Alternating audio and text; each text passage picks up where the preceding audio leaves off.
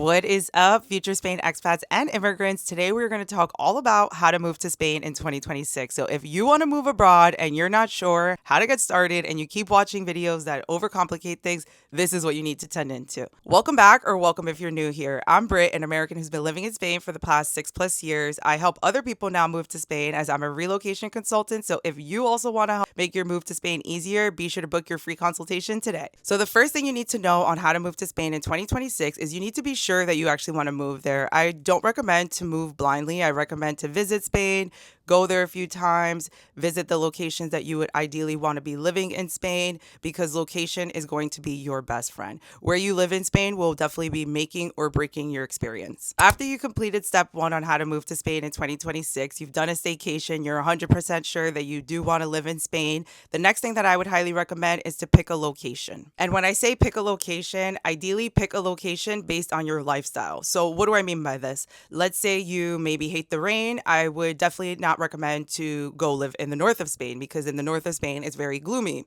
Let's say you don't like extreme heat. I would definitely not recommend for you to go live in Sevilla or in a lot of places of Andalusia, because it can get very hot. I'm talking about like 110 Fahrenheit. So it's not for the faint of heart. If you don't like extreme heat, that is something that you should definitely consider.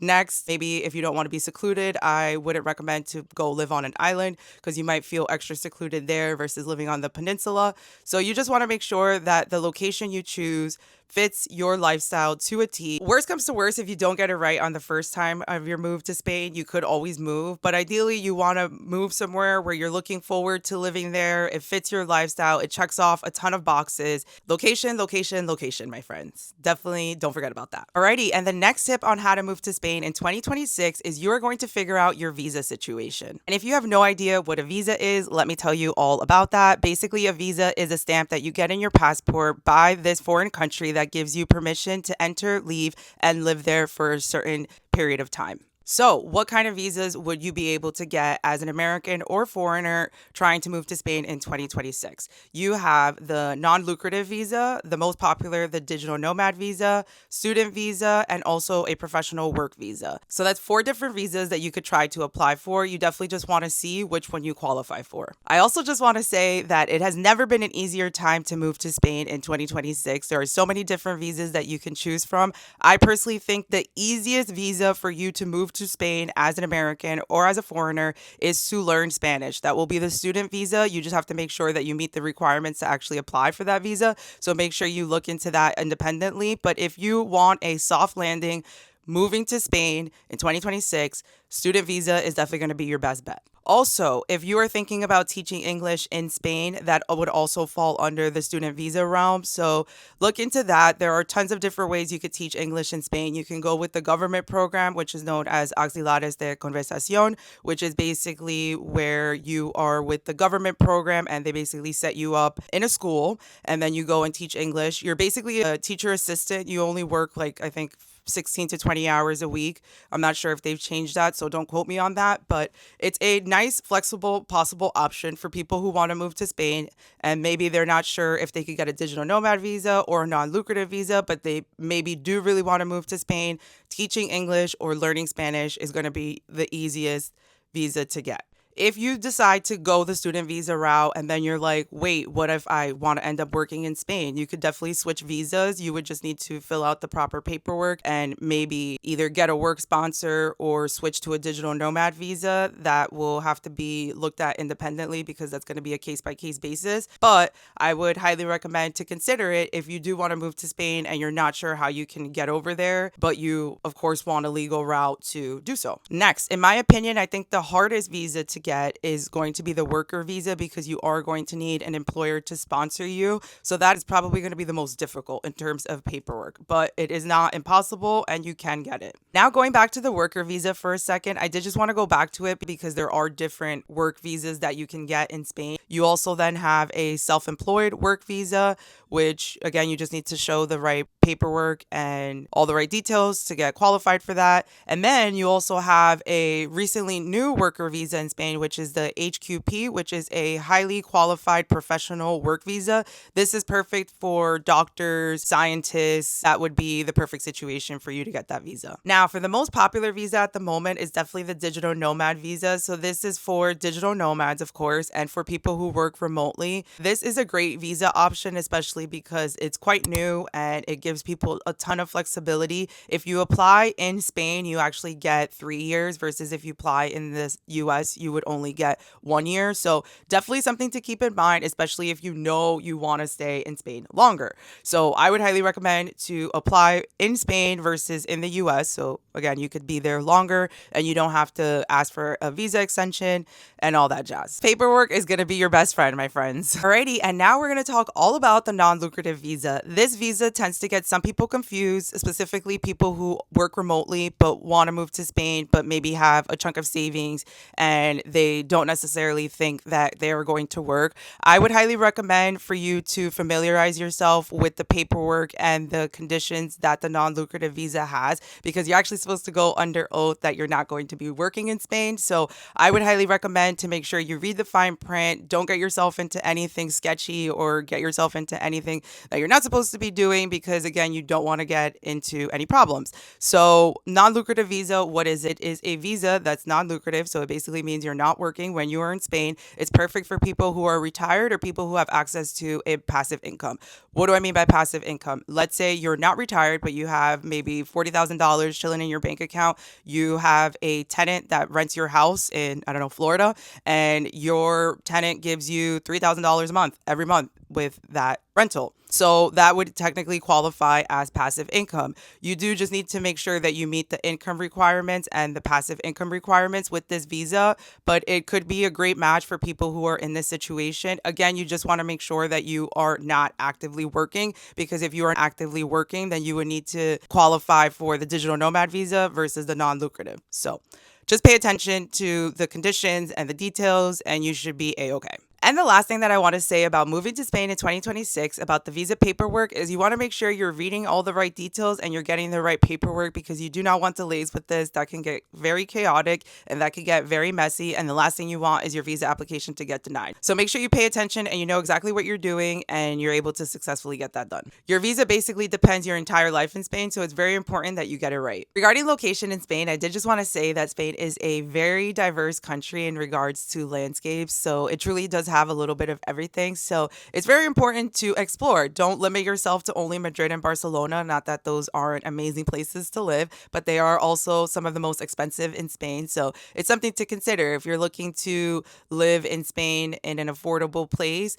Madrid and Barcelona are probably not going to be it. That, of course, will depend on your budget, so I'll leave that up to you to research independently. But I do have some videos of Madrid rentals and Madrid properties for sale, as well as Barcelona properties for sale and Barcelona rentals. So if you want to get an idea of prices and what things look like, definitely head to my channel to check that out. Spain is a big country, so there's definitely a lot of other places to consider outside of Madrid and Barcelona if you like. And the next tip I have for you on how to move to Spain in 2026 is to learn some Spanish. I don't know how many people I see who live in Spain as a foreigner and they've been there for like 8 years, 9 years, and they still don't even know how to have a conversation in Spanish. That to me is a bit unacceptable. Like, why are you there for that long living in your own little bubble? Learn the language. It will make your life so much easier. And it's not like it's a pride thing. It's genuinely going to make your life so much easier in the day to day with the communication. You're going to be able to feel more confident. And big bonus is you're also going to be able to make local friends. People in Spain like to speak their language. So if you think that Spanish friends are going to be always speaking to you in English, unless they're trying to practice English and do language exchange, you might find that that's far and in between. So definitely something to keep in consideration. Notice how I didn't say you need to learn fluent Spanish to move to Spain. Like, it's just learning a bit of the basic Spanish so you know how to communicate when you have your government appointment, what to get your visa or to get your NIA appointment, and you need to talk to the cops and maybe the cops don't know good English.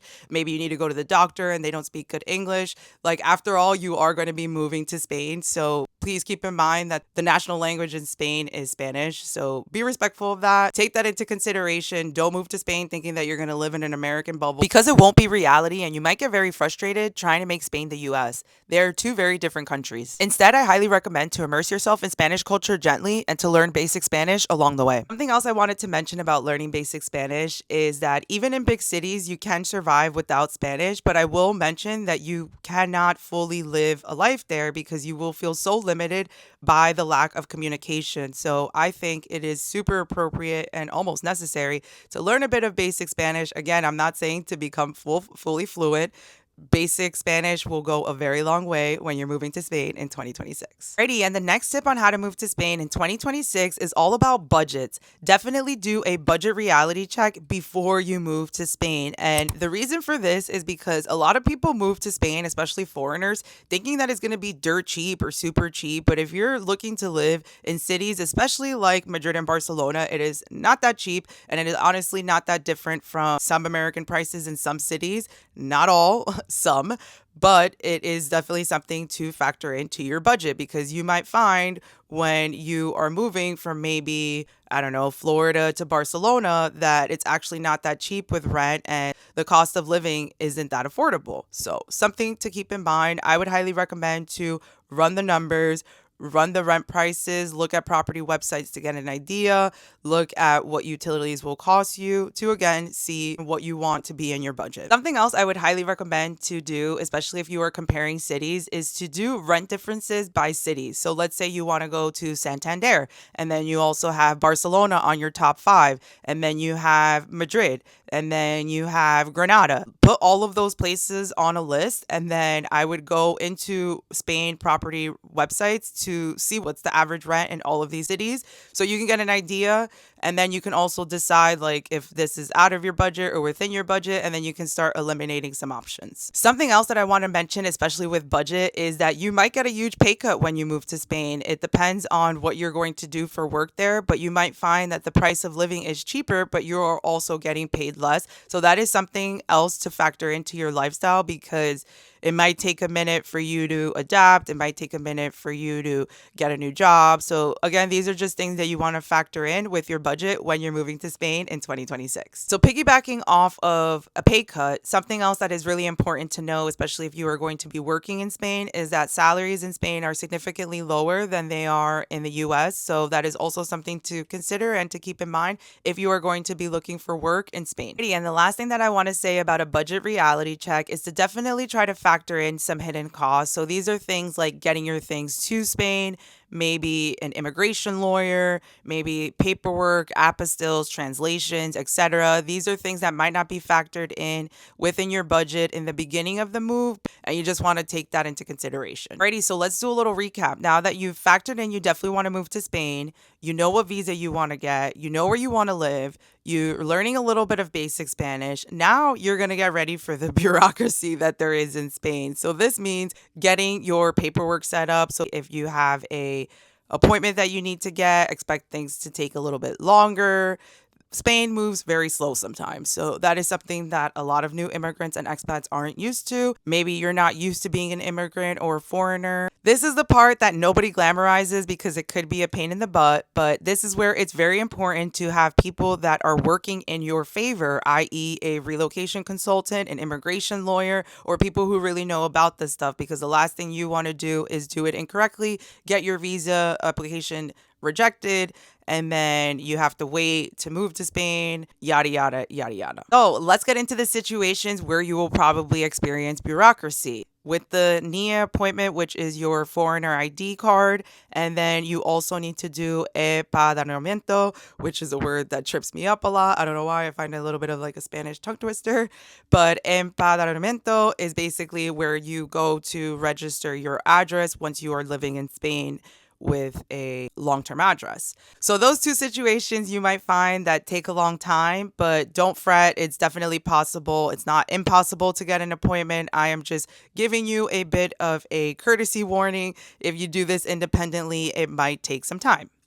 So something to keep in mind. Alrighty, so you are now ready to go. You're ready for the bureaucracy. You're ready for everything else that we've talked about. The last thing that I would highly recommend to consider when you are moving to Spain in 2026 is to adjust your expectations. There are a lot of cultural differences in Spain. I would not recommend for you to move from the US to Spain thinking it's going to be the same exact thing. To be honest, if possible, I would even recommend for you to not have any expectations on your move to Spain. This will make your experience so much more beautiful. Expectations are such a disappointment a lot of the time. So I would recommend, if possible, I know it might be hard because Spain is an amazing place and you might have expectations of what it's going to be like when you move there.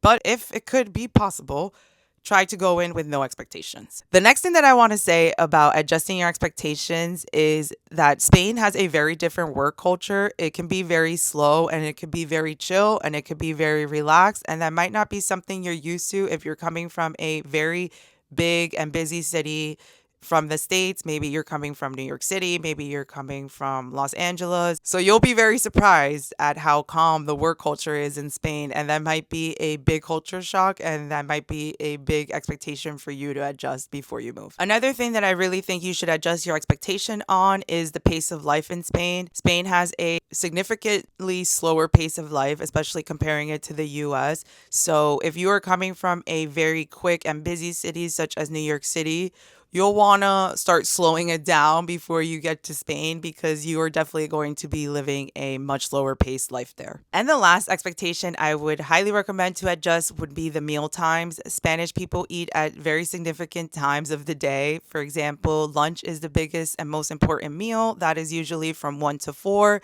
Then you have dinner, which is usually anywhere from like 8:30 to as late as 11 p.m. And yes, some restaurants have their kitchen open that late, which is honestly bizarre, but absolutely remarkable if you ask me. And then you have that siesta in the middle of the day, which some people like, some people don't. But either way, you got to get used to it because you're going to be living in Spain and that's a thing there. So yeah, something I would highly recommend is consider the meal times. If you don't like those meal times, I would recommend to eat at home versus eating out because when you're eating out, that's where you will see those significant difference in meal times. Honestly, I really do think living in Spain is remarkable, but I would highly recommend to adjust your expectations. Alrighty, and now this is who I think should and shouldn't move to Spain depending on your profile. So I think a move to Spain would be perfect for remote workers, students, and people who truly want a calmer and safer lifestyle. So maybe that's families, maybe that's single parents, or maybe that's just a single adult looking for an easier lifestyle and they're tired of the American rat race. That I think would also be a fabulous move for that person as well. Now, this is who I think a move to Spain isn't ideal for. So people who are career climbers, definitely depending on your field. But if you are looking to work your way up a corporate ladder in Spain, I would highly recommend to stay in the US versus Spain because you're going to have access to a lot more opportunities. That's one. And two, I would highly recommend people against moving to Spain if they are someone who needs a very busy, very quick, very sped up lifestyle. Spain is not that. Spain is very chill. Spain is usually very slow paced. So I would not recommend for anybody who's looking for speed to move to Spain. So those are just my 2 cents. Of course, you can do as you want. And lastly, I do want to get into the pros and cons of moving to Spain because absolutely nothing in this world is perfect. So we'll start off with the positives. We'll start off with the pros first. The pros of anyone moving to Spain as a foreigner is definitely going to be an upgraded lifestyle, whether that's affordability or more safety. Then you have access to really good food in Spain. You also have access to really good healthcare, whether you're going public or private. Private health insurance in Spain is absolutely affordable, especially if you're comparing it to the US. And then lastly, you also have walkability and safety. So I think if you are looking for these pros in your life, Spain is definitely a home run for you. And now for the bad part, let's get into the cons. So some cons you might experience when moving to Spain would be a pay cut. So maybe your salary isn't what you expected it to be. Maybe you are experiencing a lot of job market challenges and maybe you're not experiencing a lot of opportunities. That might be a big con for you, especially if you are very work oriented. And lastly, I think the last con might be bureaucracy. So maybe you're not used to things being done so slow or maybe things being done so unorganized, etc. But it's definitely something to keep in mind. Truly think that moving to Spain can be one of the best decisions of your life, but only if you come prepared. Reason being is it's a huge sacrifice, so you want to make sure you've thought about it from all angles so the move actually works out. And remember, if you need help on your move to Spain, be sure to book your free consultation today so we can get your move started. If you have any questions about moving to Spain, be sure to drop them in the comments below, and I'll see you in the next video. Ciao!